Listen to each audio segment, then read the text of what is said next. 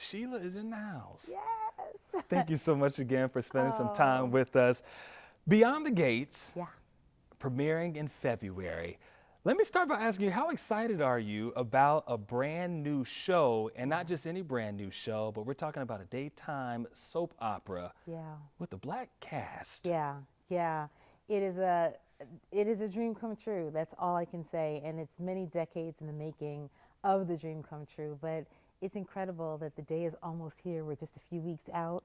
And we are 4 weeks, I shouldn't say 4 weeks, we're 4 years in the making from the time that we meaning CBS Studios, CBS Network, and the CBS NAACP venture, we all came together to figure out if we could make this happen. And it turns out to be, the answer is yes. It is coming to America and all across the world on CBS and Paramount Plus very soon.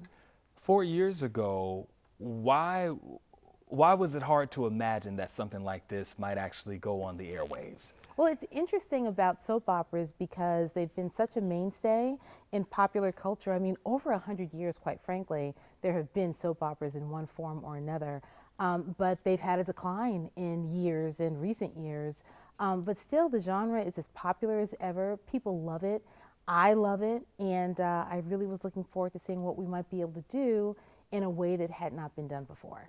So Beyond the Gates, talk us through the storyline of what it is, because I know it's a black affluent family based just outside of Chocolate City. So kind of walk us through what this storyline is. It is. It's when I first pitched this, which was in the fall of 2020, the idea was to really lean in on what's really real and what's authentic.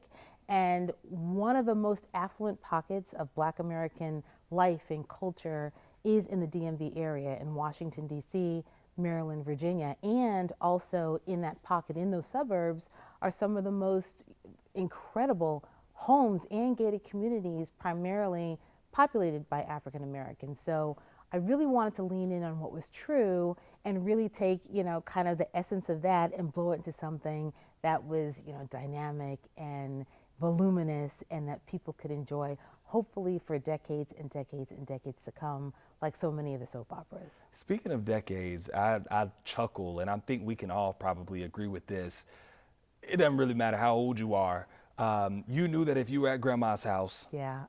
there was a certain time of day that she didn't have time to play with you, right? There was a certain time of day at grandma's house that she had to watch her stories. That's it. Well, my grandmother, God rest her soul, is gone, but I think it's interesting to see that a brand new soap opera, daytime soap opera, is coming on the air. Yeah. Do you think this is going to be something that attracts a new generation of people that will try to find a way to keep their eyes glued on the TV and watch something daily? Yes. And I think it's going to reach a wide swath of people. Truly, when we put the show together, it was really with in mind something that was inclusive for everybody. So you'll see, in terms of even age, we have our matriarch and our patriarch and their kids, all the way down to teenagers, the great grandkids. So we have something for everybody. It also cuts across just economic lines and socioeconomic lines, and that was the point of it too. We wanted a real upstairs, like behind the gates, and the people that live behind the gates, and we wanted people that worked behind the gates and maybe worked outside of the gates in Washington, D.C. and other places. So we feel like between that, we have a great representation, also just racially, a really great mix. It is predominantly black, but we have every race, and we're excited about that. We really wanted to make something for everyone, including even sexual identity. We wanted something where people could feel like, oh, that's me, or, I'm glad that's me, or I'm glad that's not me, but I can recognize the humanity in all of that. So really important. And we feel that even beyond just kind of the diversity that we have on the show, that it will attract people who are longtime soap fans as well as people coming new to the table. So longtime soap, when we were putting it together, one of the important things about the look, I really wanted it to look like a soap, but a fresh version, considering that this is the first soap to launch in daytime in over a quarter of a century. So wanted it to look current, wanted it to look great, and as I said, fresh. And at the same time, the older set and the people that are accustomed to soaps, welcome them in. but also the newer set, people who may not have ever watched soaps before or may have been too young to, appreciate them. And so again, we wanted something for everybody with the age groups and all of that, but then also something that people could watch on day one and say, I was there, and then hopefully their children and their children's children can tell the same story that you're telling. Can I tell you, that's probably the best part about this for me, finally getting the opportunity to watch episode 1 and know what's going on. Because I feel like right now when you just sit down and you're at home at whatever point in the daytime, you say, I'm going to give this a shot. I'm going to try my best. And then you're like, I don't know who is who. I don't know what their storyline is. I don't know what's going on, but this really will give all viewers an opportunity just to start fresh.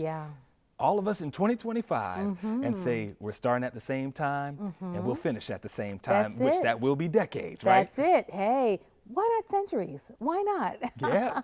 But we want people to join in on day one. They don't need any cliff notes. They don't need any background. Everyone's at the same starting line. And we have a rich, diverse cast of characters. We have almost 40 characters that live and breathe on the show. It's an hour-long show with incredible storylines. Michelle Valjean is our creator of it, who has populated this world with incredible actors and roles, I should just say, that do everything from them being doctors to them being psychiatrists, lawyers, entrepreneurs, business people, you name it, politicians. There's really something for everybody.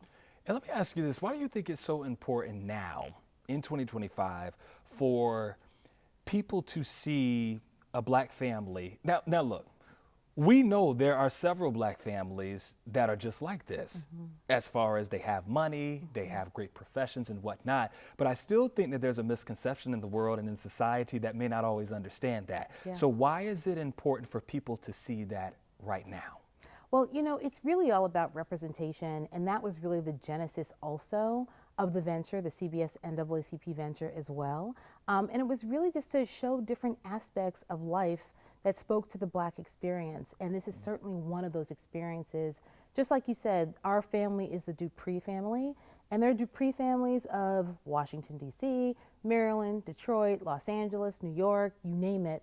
They're everywhere. But the ability to kind of show this family and all that it goes through, and it goes through a lot, but all the people in the family and all the storylines, it's important just to show not just, again, America, but truly the world, that there are all different kinds of folks and all different kinds of lifestyles and all different kinds of situations that exist.